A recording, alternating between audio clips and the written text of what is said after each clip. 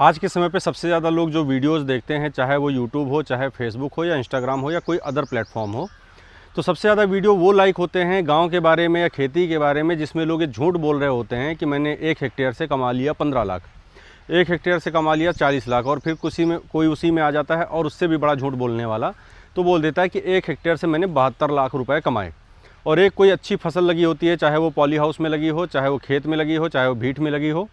और ऐसी कुछ फसलें जहाँ पे बहुत अच्छे से दिखाई जाता है कि बहुत ज़्यादा सब्जियाँ ही लगी हुई हैं, या गुलाब की खेती है, या स्ट्रॉबेरी की खेती है, किसी ऐसी चीज़ की खेती है जो पूरा भरा हुआ है खेत, और उसमें से लोग जाके और अपना वीडियो बना लेते हैं कि इससे मैंने इतने लाख कमाए, इससे मैंने इतने लाख कमाए, इससे मैंने इतने लाख कमाए। और ये जब वीडियो गाँव में रहने वाला इंसान जो शहर जा चुका है, क्योंकि गाँव वाले को तो पता है कि ऐसा पॉसिबल नहीं है कि इतने लाख रुपया कमाया जा सके 1 बीघे से या 1 हेक्टेयर से, तो गांव के लोग इस सब विवाद में नहीं पड़ते हैं, इन सब चक्करों में नहीं पड़ते हैं। लेकिन जो शहर से आया हुआ है, शहर में पैसा कमाया हुआ लोग होता है, वो सोचता है कि मेरी जो एनुअल CTC है वो लगभग जो है 24 लाख या 26 लाख का है, इससे अच्छा है कि मेरे गाँव में मेरी 1 हेक्टेयर 2 हेक्टेयर ज़मीन पड़ी हुई है, मैं जाऊँगा वहाँ पर ऑर्गेनिक खेती का पूरा सेटअप करूँगा, और करने के बाद में मैं ये करोड़ों रुपये का टर्नओवर जो है 1 साल में कर लूँगा, और ये अगले 5 साल में मेरे पास में इतने करोड़ हो जाएंगे, और अगले 10 साल में मेरे पास में इतने करोड़ हो जाएंगे। ऐसा वो पूरा प्लान करके गांव के लिए अपना बोरिया बिस्तर बांध के निकल लेता है। ऐसे बहुत सारे एग्जाम्पल मैंने भी देखे हैं जो इंस्टाग्राम और यूट्यूब पे अवेलेबल है, और इवन मैं पर्सनली जाके मिल के आया हूँ ऐसे कुछ एग्जाम्पल से, जो कहीं पे सोशल मीडिया में वीडियोस देख रहे थे कि इतने हेक्टेयर से इतने करोड़ रुपए, इतने लाख रुपए कमा चुका हूँ मैं, और देख के आके उन्होंने पूरा पैसे का इन्वेस्टमेंट कर दिया, और लास्ट में वो जो अभी बीच में एक मूवी भी आई थी इसके ऊपर में, लास्ट में क्या होता है कि मौसम की मार हो, या गाँव का जो वेदर हो, या जो उस पर्टिकुलर जगह की वजह से जो फसलों का एक तरीके से उपज हो, इस पे सब पे जो बेसिकली प्रभाव होता है, इन सब चीज़ों को वो कैलकुलेट नहीं कर पाते हैं, और क्या होता है कि एक बहुत बड़ा लॉस झेलते हैं। और इतना बड़ा लॉस झेलने के बाद में फिर उनके पास में ऑप्शन नहीं होता, क्योंकि क्या होता है कि उनकी जो जमा पूंजी होती है वो भी ख़त्म हो चुकी होती है।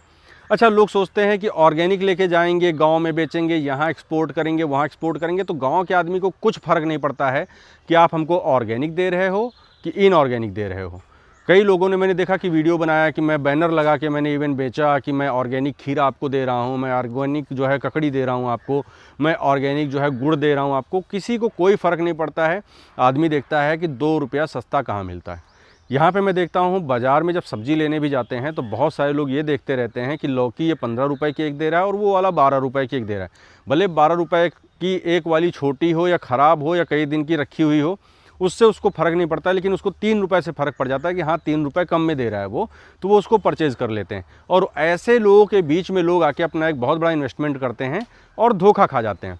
तो इन सब वीडियोज़ के चक्कर में, इन सब जो लोग वीडियो जो इन्फ्लुएंसर्स बना रहे हैं, इसके चक्कर में मत पड़िए। अगर कभी भी किसी भी ऐसे व्यक्ति को लगता है कि मुझे ऐसा कोई काम करना है जिससे मैं खेती से लाखों रुपए पैदा कर सकता हूँ, तो पहले ग्राउंड लेवल पे आइए,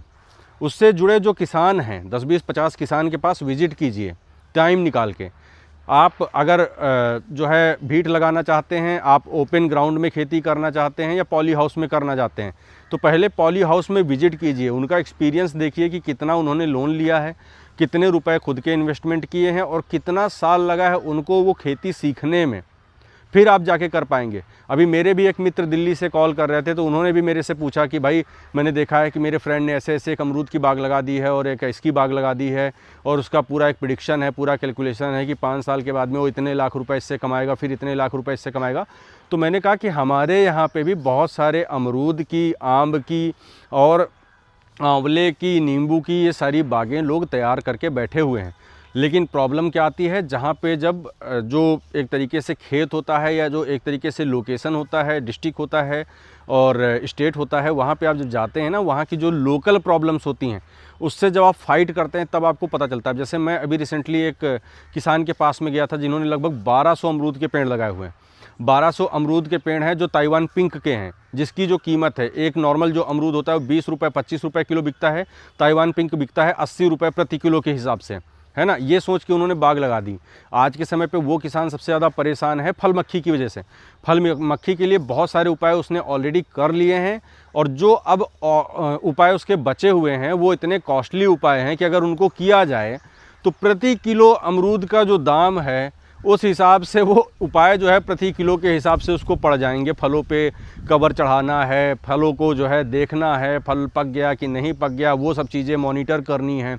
तो उसका लेबर कॉस्ट है, तो उसके जो है पानी देने का समय है, तो ये हज़ारों चीज़ें हैं। ये आप जो है सिंपली आप चाहें कि मैं जो है ऐसे ही कोट पैंट पहन के गांव आ जाऊंगा और उसके बाद में बस एक पॉली हाउस मेरे पास में 10-20 लाख रुपए पड़े हुए हैं, मैं खड़ा कर दूंगा और उसके ऊपर जो है अंदर में जाके गुलाब का पेड़ लगा दूंगा और खीरे का पेड़ लगा दूंगा, टमाटर का लगा दूंगा और मुझे इतने लाख रुपए मिल जाएंगे। तो ये चीज़ ऐसे पॉसिबल नहीं है। इसके लिए बहुत सारी कैलकुलेशंस की ज़रूरत होती है। बहुत सारे किसान जिनकी पूरी उम्र बीत गई है, 40-40 साल, 50-50 साल, 60-60 साल तक खेती कर रहे हैं, पूरी कैलकुलेशन है कि इतने दिन में फसल पे फल आएंगे, इतने दिन में मेरी अगमन फसल होगी, इतने दिन में मैं मार्केट लेके जाऊंगा, इतने का बेचूंगा और इतने के बेचने के बाद इतना मुनाफा कमाऊंगा। वो जब फेल हो जा रहे हैं, जो 40-40 साल से यहाँ पे कर रहे हैं, तो आप क्या सोचते हैं कि जो यूट्यूब पे वीडियो मिल रहे हैं या जो साइंटिस्ट लोग बैठे हुए हैं, तथाकथित कुछ फसल चिकित्सक बैठे हुए हैं, उनके कहने पे आप जो है अपनी फसल को तैयार करके लाखों और करोड़ों रुपए कमा लेंगे? अगर ये टेक्निक उनके पास में होती, जैसे कि बहुत सारी कंपनियां हैं, उनके पास में कोई एक रेसिपी होती है तो अपनी रेसिपी पेटेंट करा लेते हैं, कोई फार्मूला होता है, फार्मूले को पेटेंट करा लेते हैं, तो क्या ये इन किसानों के पास में ऐसी कोई युक्ति होती तो क्या उसको पेटेंट नहीं करा लेते? लेकिन सिर्फ सब एक जो है प्रोपोगंडा है।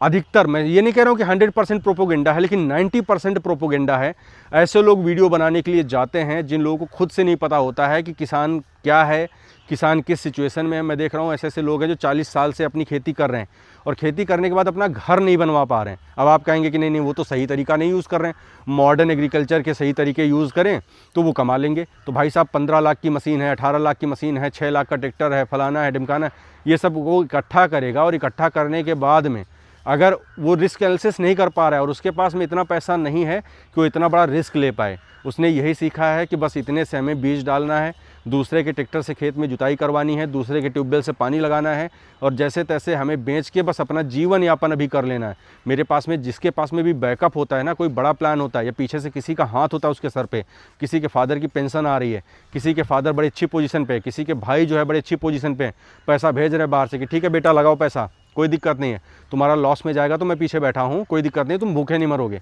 तो वो लोग ये रिस्क ले लेते हैं। लेकिन जिन लोगों के पास में कोई ऑप्शन नहीं होता है, ठीक है, एक ही पर्सन है बाहर कमाने वाला, उसने भी इस तरीके की वीडियोस देखे, इस तरीके की जानकारियाँ मिली, इस तरीके के लोगों से कंसल्ट किया और उन्होंने कह दिया कि हाँ ठीक है जाओ भैया लगा लो, आप 50 लाख रुपए कमा लोगे 2 हेक्टेयर में, 3 हेक्टेयर में इतने करोड़ रुपए कमा लोगे, ठीक है,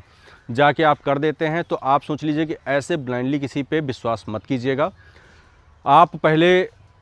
पूरी गणित लगा लीजिए कि ये चीज़ मैं करने वाला हूँ और इस चीज़ की खेती करूँगा, इस महीने में होगी, इतने इतने दिन लगेंगे इसको तैयार होने में और इतने दिन में हमारा प्रोडक्शन चालू हो जाएगा। उसके बाद में फिर जो अपनी कैलकुलेशन है लेके जाइए कुछ ऐसे लोगों के पास में जो लोग पिछले 2 साल, 4 साल, 10 साल से चीज़ कर रहे हों। और दूसरी चीज़, अगर कोई भी किसान ऐसा है जिसने 5 साल या 7 साल से कम में ऐसी चीज़ें की हैं, तो उसके सजेशंस को आप बिल्कुल भी इग्नोर कर दीजिएगा, क्योंकि उसके खुद के जो है प्रॉफिट का पता नहीं है। क्योंकि कई बार होता है खेती में 1 साल तो आपको प्रॉफिट बड़ा अच्छा मिल जाता है उस चीज़ में, नेक्स्ट ईयर उसका जो रेट होता है इतना फ्लॉप होता है कि आपका पूरा 1 साल का जो इन्वेस्टमेंट है वो भी चला जाएगा और आपके हाथ कुछ नहीं आने वाला। तो ये सारी कैलकुलेशंस हैं, सारी चीज़ों को कैलकुलेट कीजिए, किसी अच्छे व्यक्ति से सलाह लीजिए और इवन 10-12 ऐसे किसानों को ढूंढिए जो वाकई में वो काम कर रहे हों, उनके पास जाइए, पूरी बात को समझिए, उनसे बात कीजिए और उनको देखिए भी कि वो कितना पैसा कमा चुके हैं। क्योंकि बहुत सारे लोग कहते हैं कि महोगनी का पेड़ लगा लो तो 25 साल में इतने करोड़ का बिकेगा,